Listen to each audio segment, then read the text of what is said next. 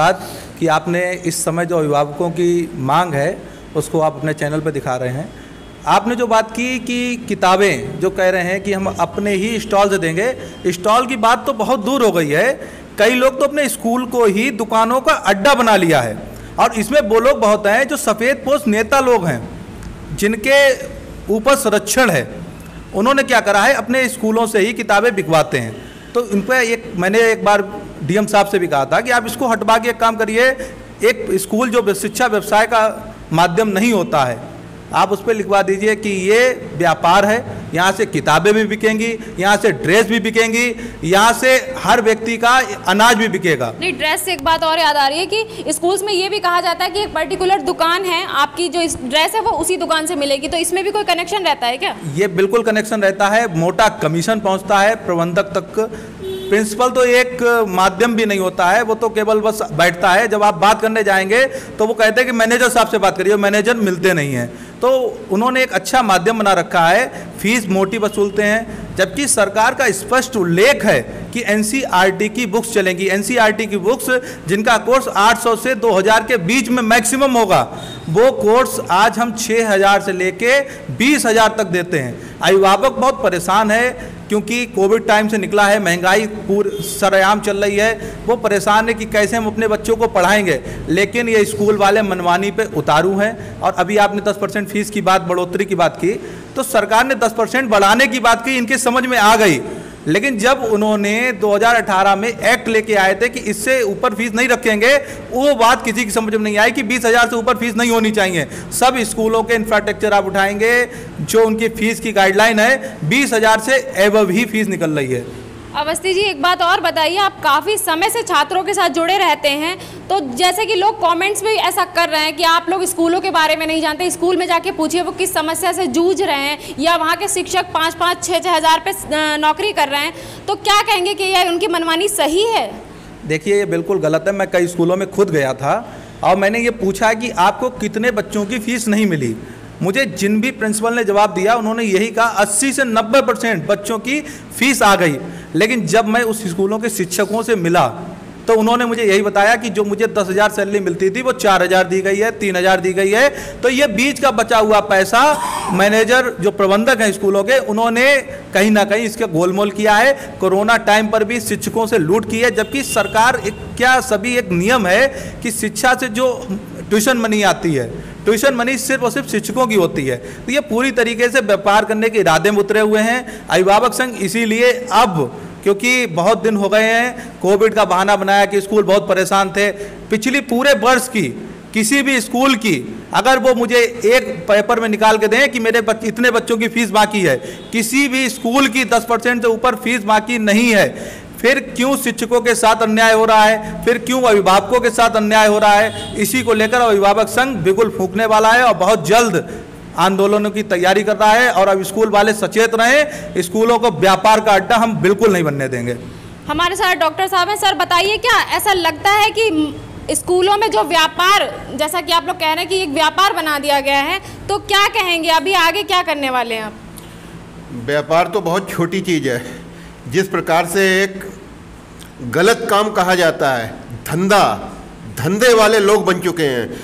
एक महिला तो मजबूरी में अपना देह व्यापार करती है, ये मजबूरी में नहीं, ये मजबूरी में अभिभावकों से इनका शोषण कर रहे हैं। उससे भी गलत काम ये हो रहा है, प्राइवेट स्कूलों को देख देख के सरकारी स्कूल भी बिगड़ रहे हैं।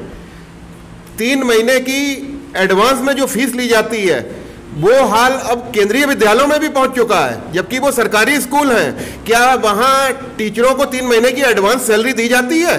बार बार ये प्रश्न आता है कि प्राइवेट को देख के और अभिभावकों की निरंकुशता को देखते हुए ये सरकारी स्कूल जो थे, जो सेंट्रल गवर्नमेंट के थे, ये भी बिगड़ने लगे हैं, क्योंकि इनके ऊपर भी नेताओं का हाथ है, प्रशासन का हाथ है और कोई भी बोलने वाला नहीं है।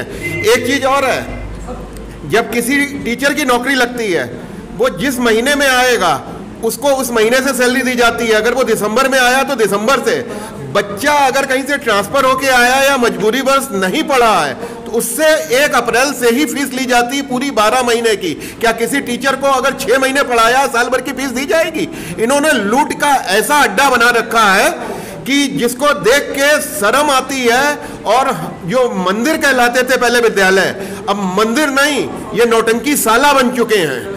यहाँ पर तरह तरह के कृत्य कर करके हर तरीके से दोहन शोषण किया जा रहा है। और योगी जी ने जो 10% फीस बढ़ाई है, हम सरकार पे तो कोई भी तर्क नहीं करेंगे, क्योंकि सरकार देख रही होगी व्यवस्था को मजबूत करने में। लेकिन हम एक संदेश अपने माध्यम से और अपने संगठन के माध्यम से ये जरूर कहना चाहेंगे, क्या योगी जी ये अपने दूसरे मैच में जो उनका चालू हुआ है, क्या गरीब बच्चों को 25% हर विद्यालय में आरक्षण दिलवाएंगे?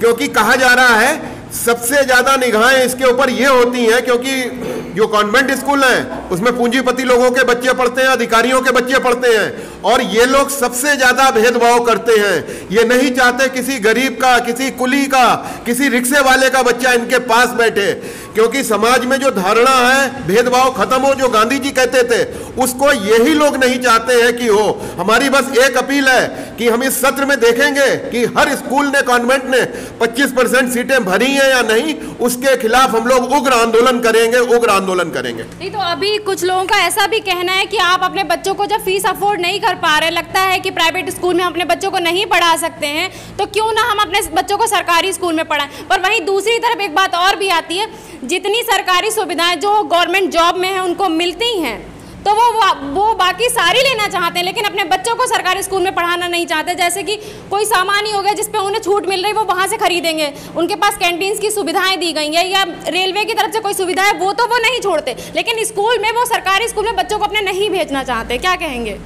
देखिए, एक दौर होता है, आज हम लोग जिस दौर में पहुँच चुके हैं और फंसे हुए हैं, एक शादी भी होती है, आप महिला हैं, महिला पत्रकार हैं, शादी भी होती है तो गुण नहीं देखे जा रहे हैं, रूप देखा जा रहा है। चाहे जितना भी रूप के अंदर छुपा हुआ जो केचली कहलाती, कैसी भी हो, आदमी रूप में फंस जाता है। ऐसे ही अब पैसा ना होते हुए कर्ज लेके, चाहे जोड़ तोड़ करके, हर अभिभावक बिल्डिंगों में फंस रहा है और खूबसूरती में फंस रहा है, अपना स्ट्रक्चर नहीं देख रहा है। इसी कारण से सरकारी स्कूल को छोड़ दिया जा रहा है। जबकि जब इंटर पास करने के बाद चाहे नेता हो, चाहे अधिकारी हो, हर कोई चाहता है हमारा बच्चा मेडिकल में गवर्नमेंट कॉलेज जाए, इंजीनियरिंग में गवर्नमेंट कॉलेज जाए, प्राइवेट कॉलेज में कोई भेजना भी नहीं पसंद करता है। और ये अंतर क्यों हो जाता है? अगर आपके पास पैसा था, आपने कॉन्वेंट में पढ़ाया, तो आपके पास इतना पैसा भी होगा कि आप इंजीनियरिंग और मेडिकल भी प्राइवेट में करा लीजिए। क्यों दूसरों का हक मार रहे हैं? लेकिन नहीं, फिर तो आप अप्रोच भी लगाएंगे, और जो कोचिंग सेंटर है वहां पे जब पेपर आउट हो रहे हैं उसमें भी आप सहभागिता करेंगे, उसके लिए पैसा फेंकेंगे। आज सारे संसाधनों के बाद भी पेपर आउट हो रहे हैं, जिसको ना योगी जी रोक पा रहे हैं, ना कोई सरकार रोक पा रही है। कभी देख लीजिए यूपी बोर्ड का मैथ का पेपर आउट हो रहा है, कभी कहीं हो रहा है। आप सजाएं क्या दे रहे हैं? सजाएं शिकायत करके देखें, 6 साल बाद वो फिर बहाल हो जाते हैं और उससे ऊंचे पद पे पहुंच जाते हैं। अगर वो प्रधानाचार्य थे तो वो सचिव बना दिए जाते हैं। देश में ऐसा माहौल हो चुका है।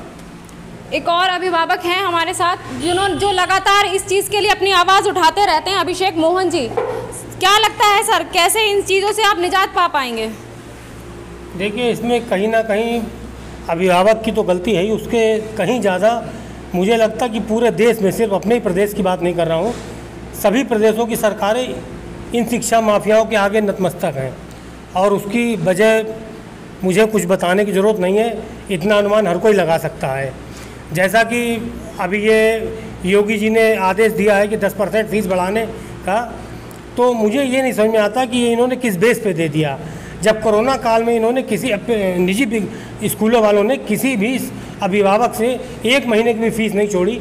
हाँ, कुछ स्कूल ऐसे ज़रूर रहे जिनकी मैं प्रशंसा करता हूँ, हमारा संघ भी इस बात की तारीफ़ करता हूँ स्कूलों की, जिन्होंने जब तक कोरोना काल रहा तब तक की पूरी फीस छोड़ी, जबकि वो बेचारे बहुत छोटे स्कूल वाले थे। नहीं तो छोटे स्कूल वाले ये सब ज़्यादा करते हैं, समझते हैं इन सब चीज़ों को। जो ज़्यादा वो कर रहे हैं, किसी तरीके का समर्थन नहीं दे रहे, वो हाई स्कूल, मतलब हाई लेवल के स्कूल से ही ज़्यादा ये सब करने में आगे रहते हैं। हाँ, बिल्कुल आपकी बात से सहमत है। ज़्यादातर जितना बड़ा दिल छोटे स्कूल वालों को होता है, उस इनका मेन क्या काम है, बड़े वालों का इनका मेन व्यवसाय, इसको व्यवसाय समझ रखा है और ये पूरी तरीके से व्यापार करते हैं। तो योगी जी जब इन्होंने पूरी तरीके से शुल्क लिया है, तो किस बेस पे उन्होंने 10% फीस बढ़ाने का आदेश दिया?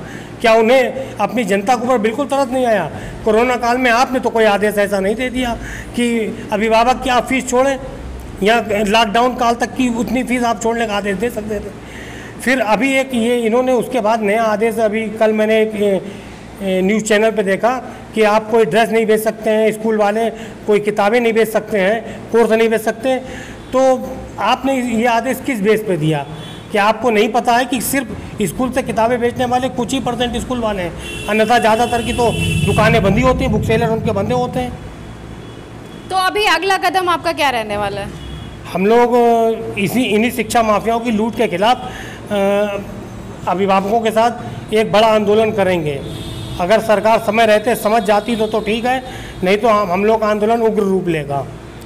और मैं उन लोगों के लिए भी एक बात कहना चाहूँगा जो ये कहते हैं कि आप सरकारी स्कूल में अपने बच्चों को पढ़ाओ, तो इसका उदाहरण मैं खुद दे रहा हूँ। मैंने अपने बच्चों को 1 साल सरकारी स्कूल में पढ़ाया, लेकिन उसका नतीजा क्या निकला कि बुक की, कोर्स की, किताब की फ़ोटो भेज देते थे ऑफलाइन, जब पढ़ाई चल रही थी, ना कि ऑनलाइन।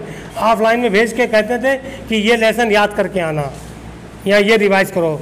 वो एक इंग्लिश मीडियम स्कूल है, लेकिन उसके बावजूद भी ये सब होने के बाद भी वहाँ पे अगर पढ़ाई का स्तर अच्छा ही होता तो क्यों लोग प्राइवेट स्कूल में जाएं? पहले तो सरकार को चाहिए कि अपने सरकारी स्कूलों की शिक्षा की स्थिति को सुधारे।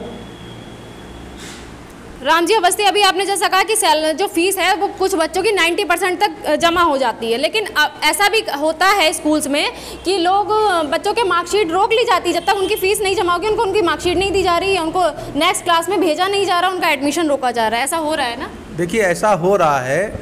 आज ही एक व्यक्ति का फ़ोन आया था कि उसको स्कूल से मार्कशीट और टीसी नहीं दी गई। तो आपको बता दूं कि बेसिक एजुकेशन में 8th क्लास तक, 1 से लेके कक्षा 8 तक किसी भी बच्चे को किसी भी स्कूल में प्रवेश लेते समय मार्कशीट और टीसी की कोई ज़रूरत नहीं है। ये नियम है, उसका एज सर्टिफिकेट के हिसाब से उसका एडमिशन स्कूल में कर लिया जाएगा। तो इसलिए किसी को भी डरने की ज़रूरत नहीं है। कनौजिया पब्लिक स्कूल का मामला था, उन्होंने मना किया, मैंने उन्हें फ़ोन किया कि क्या मुझे आना पड़ेगा, उन्होंने तत्काल उसका एडमिशन कर लिया। एक एफिडेविट देना पड़ता है कि आपने गृहस्थ शिक्षा ली है या कहीं से ली है, उन्होंने टीसी या आपको मार्कशीट नहीं दी। दूसरी चीज़ ये है कि जो रोकते हैं इस पर कड़ा नियम है, किसी भी बच्चे को फेल नहीं कर सकते हैं, किसी भी बच्चे की मार्कशीट नहीं रोक सकते हैं। अगर अभिभावक संघ तक ये बात आती है तो उन स्कूलों पर कड़ी कार्रवाई कराई जाएगी, साथ ही साथ उन पर प्राथमिकी भी दर्ज कराई जाएगी जो मानसिक रूप से वो बच्चों को परेशान कर रहे हैं।